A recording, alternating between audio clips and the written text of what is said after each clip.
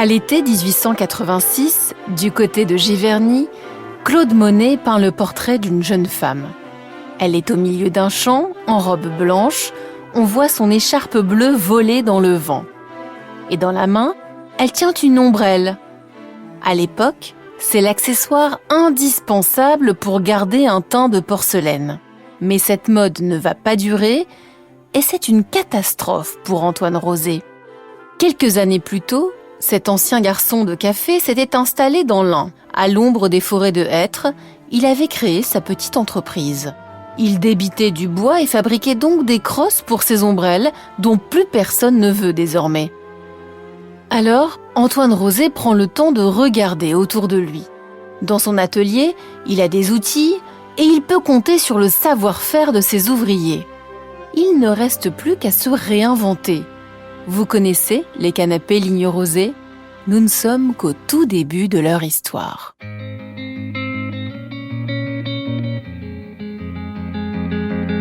Comment Ligne Rosée a réussi à créer des objets qui incarnent le Made in France partout dans le monde ?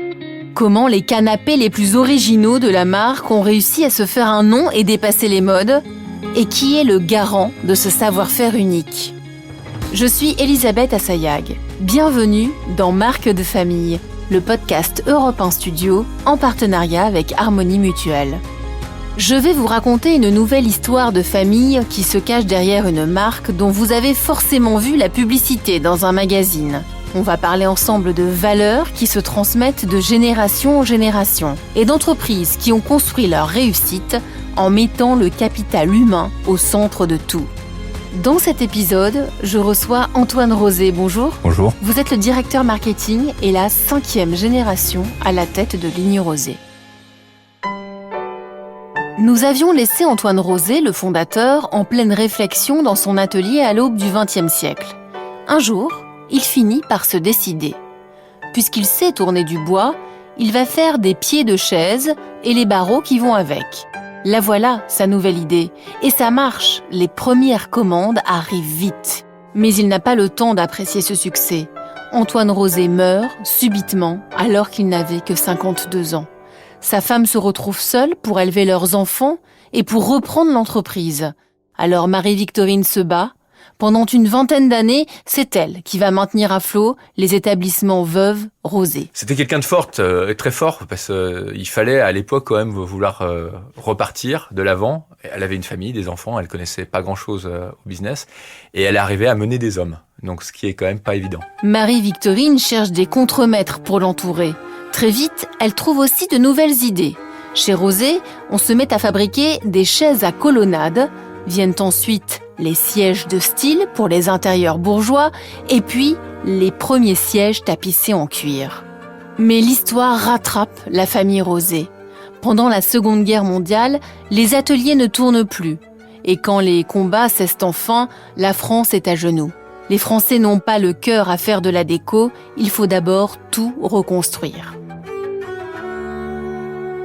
Ligne Rosé va trouver là un débouché, disons, inattendu. En fait, l'État a besoin d'entreprises pour fabriquer des meubles qui viendront équiper les écoles et les universités. Ligne Rosé remporte ses contrats officiels et conçoit des chaises d'inspiration scandinave. Pour les canapés, patience. Il faudra attendre encore un peu que passe la révolution de mai 68.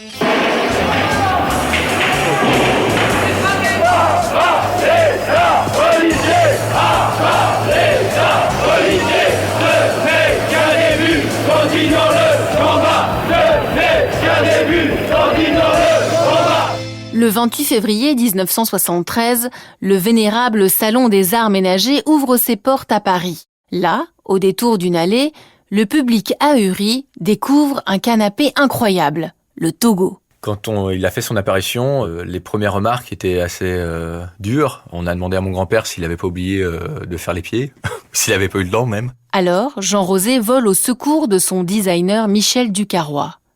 Il répond qu'il s'est inspiré d'un tube de dentifrice. On ne va pas se mentir, les 2 premières années de commercialisation sont périlleuses. Mais petit à petit, la génération des baby-boomers prend de l'âge, le Togo devient alors un canapé de légende, moderne et subversif, un mythe. Nous, on avait un slogan à l'époque pour vendre le Togo, c'était « Adieu pétard, bonjour cigare ». Et donc, on venait embourgeoiser les intérieurs grâce au Togo, mais on gardait ce twist 68 arts au niveau de l'assise, on était près du sol. Depuis, le Togo a été vendu à plus d'1 million d'exemplaires en France et partout dans le monde.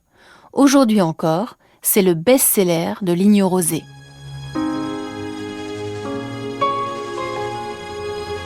Après ce récit, j'ai eu envie d'en savoir plus sur les valeurs, le management et surtout la vision de l'avenir que porte Antoine Rosé. Son entreprise, c'est évidemment l'histoire d'une famille. Mais vous allez l'entendre, diriger Ligne Rosée, c'est surtout être à la tête d'un millier d'employés et donc une aventure collective. Le rôle de nos employés est central parce que sans nos ouvriers, on serait rien. Contrairement à d'autres marques de notre industrie, nous sommes avant tout fabricants. Et fabricants, c'est-à-dire qu'il faut avoir un outil qui fonctionne et il faut avoir un savoir-faire. Et ce savoir-faire, ça vient de la part de nos ouvriers. Donc sans eux, finalement, tout ce qu'on met à côté, aussi bon seraient les designers, aussi bon serait le marketing ou le commerce, on n'aurait aucun savoir-faire et on n'aurait aucune prestation à donner au niveau de la fabrication. Et donc, on deviendrait purement un distributeur, ce qui nous distingue de beaucoup de nos concurrents. Aujourd'hui, si vous voulez tapisser un cube, c'est assez simple, presque tout le monde peut le faire chez soi. C'est une question de temps et d'un peu d'apprentissage.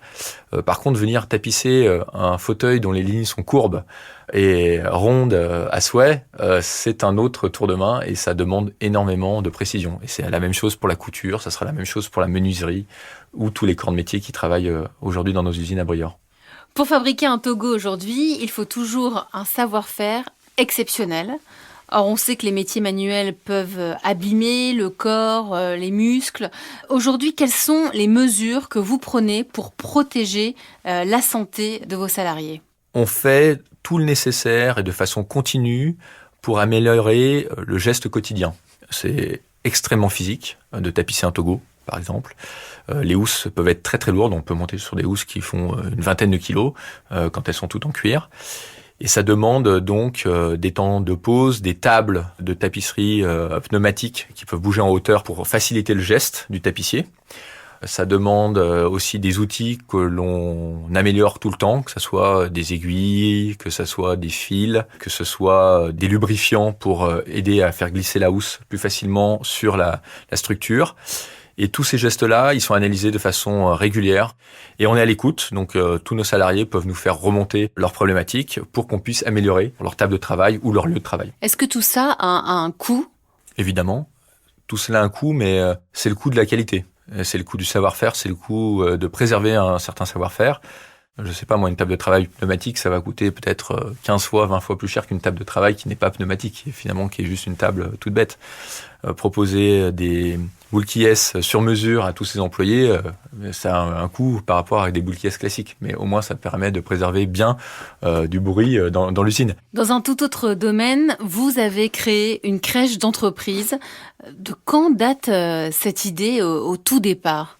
Alors, la création de la crèche d'entreprise, c'est une idée de mon père, Pierre Rosé, en 2004 avec son frère Michel. Et ça vient d'une problématique assez simple, c'est que quand vous habitez ou travaillez à la campagne, à peu près entre 1 heure de Lyon et 1h30 de Genève, on a besoin aussi d'attirer des jeunes talents et généralement les familles jeunes ont des enfants. Et il y avait un besoin de garde d'enfants qui était assez important. Et mon père a décidé de dire, il faut qu'on crée notre crèche. Donc on était parti pour faire notre crèche même privée à 100%. Or, ça se fait pas comme ça en France, donc vous êtes obligé, il y a une participation de la région à 50%. Donc on a financé à 50% la crèche en 2004, en aidant au maximum sur, bien sûr, la création du mobilier et ainsi de suite. Et cette crèche, donc aujourd'hui, permet à une grande partie des employés de la société de mettre leurs enfants à côté de l'école, à 2 minutes à pied. Et l'autre partie est ouverte à toute personne des villages alentours. Le capital humain, ça représente quoi chez Ligne Rosée ? Le capital humain, ça représente la richesse de la société. Ça représente l'ADN, c'est-à-dire c'est la transmission du savoir, aussi bien de l'artisanat que des valeurs de la société, au niveau du commerce, au niveau du marketing, au niveau de la création, l'envie d'entreprendre. Et donc le capital humain, il est central, d'autant plus que nos usines sont basées dans une région qui est la région du Bugey.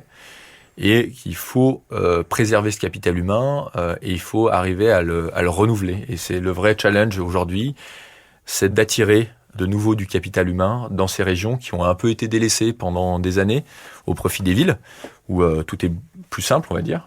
Mais donc voilà, c'est un véritable challenge aussi pour nous, pour le futur. Vous n'avez jamais été tenté de délocaliser ? Bien sûr, ça nous est passé par la tête, on va pas mentir.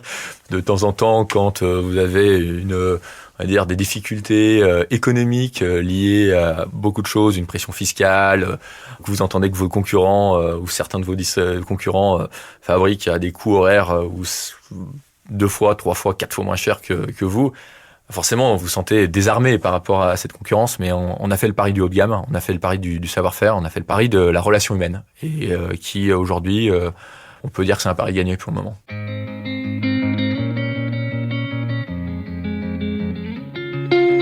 Vous venez d'écouter Marque de famille, un podcast Europe 1 Studio en partenariat avec Harmonie Mutuelle.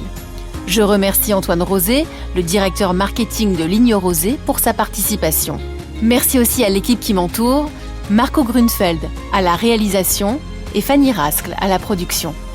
Dans le prochain épisode, je vais vous raconter une autre histoire de famille, celle qui se cache derrière Mustela, le lait pour bébé évidemment.